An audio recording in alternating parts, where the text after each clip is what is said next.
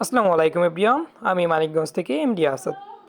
আজ থেকে 4-5 দিন আগে আমি 3টা ডিমের কেস অর্ডার করি, মানে ইনকিউবেটরের জন্য 12 বাই 27 ইঞ্চি। সো ফাইনালি আমার হাতে এসে আজকে পার্সেলটা পৌঁছায় বিকেলের দিকে। সো এখন আমি একটু এটাকে আনবক্সিং করে দেখব সব কিছু ঠিকঠাক আছে কিনা। আর খুব ভালো করে বাবল পলিমার দিয়ে পার্সেলটাকে প্যাকেজিং করা হয়েছে, যেন কোনো প্রকার ভেঙে বা ফেটে না যায়।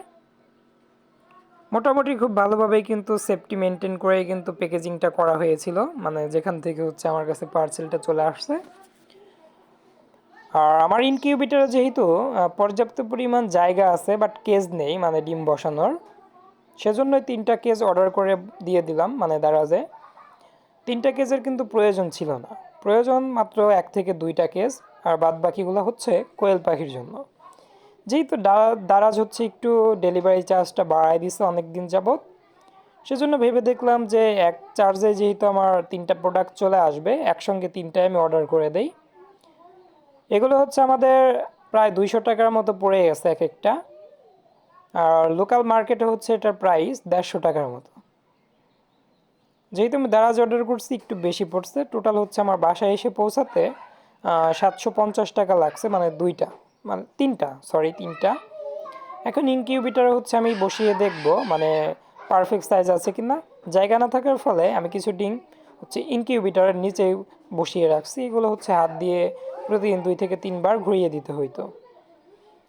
আর একটা ফুললি কিন্তু ডিম ভরে গেছে, মানে একটাতে ফুললি আমরা ডিম ভরে বসাই দিছি। আমাদের কাছে পর্যাপ্ত পরিমাণ কোয়েল পাখির ডিম বসানোর কেজ আছে, কিন্তু হাঁস মুরগির ডিম আর কেজ মাত্র একটা ছিল। সেজন্য বাকি 3টা আমি অর্ডার করে দিলাম, আর আজকে আমার হাতে এসে পৌঁছালো। আমাদের এই ইনকিউবেটরটাতে ডিম ধারণ ক্ষমতা কোয়েল পাখির ক্ষেত্রে 1200, হাঁস মুরগির ক্ষেত্রে 400।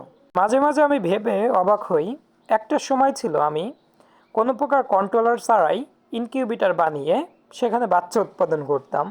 মানে আমার স্ক্যানটাই ছিল ইনকিউবেটর। আমি কয়েক ঘন্টা পর পর এসে স্ক্যানে ডিম রেখে দেখতাম, বা আমার ফেসের সঙ্গে ডিমগুলোকে ছুঁয়ে দেখতাম, মানে ডিমের তাপটা একটু বেশি কি কম আছে। মানে আমার স্ক্যান যদি সেটা সহ্য করতে পারতো, তাহলে আমি বুঝতে পারতাম যে এটা পারফেক্ট তাপ আছে।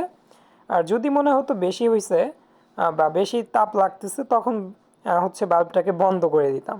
যেহেতু আমার কাছে কোনো প্রকার কন্ট্রোলার ছিল না, আর কেসটাকে বসিয়ে দেখলাম এটা ফুললি 27 বাই 12 নেই, মানে কম বেশি আছে।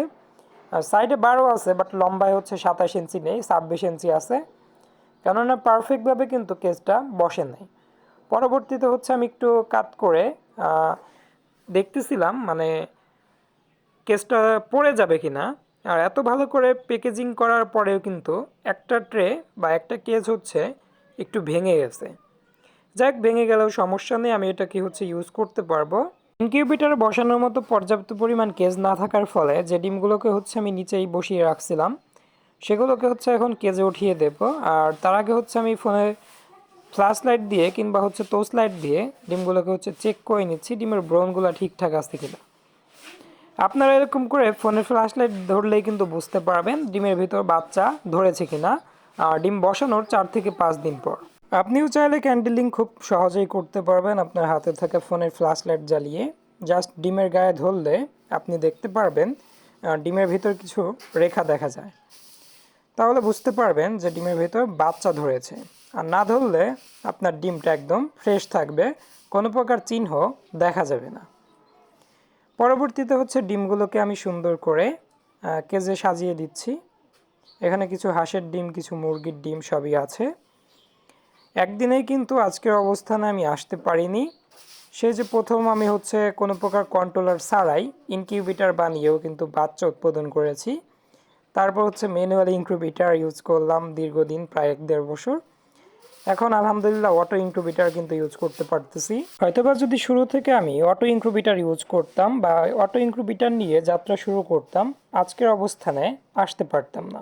যে কোনো খামারি হওয়ার আগে প্রয়োজন উৎপাদিত পণ্যগুলো যথা জায়গায় সেল করার। মানে যদি আপনি সেল না করতে পারেন, উৎপাদন করে কোনো লাভ নেই। এখন কিন্তু আমার সেল করার জন্য কারো কাছে যেতে হয় না। আমার নিজের উৎপাদিত পণ্যগুলো আমি নিজেই কিন্তু সেল করতে পারি আমার ইউটিউব চ্যানেলগুলোর মাধ্যমে।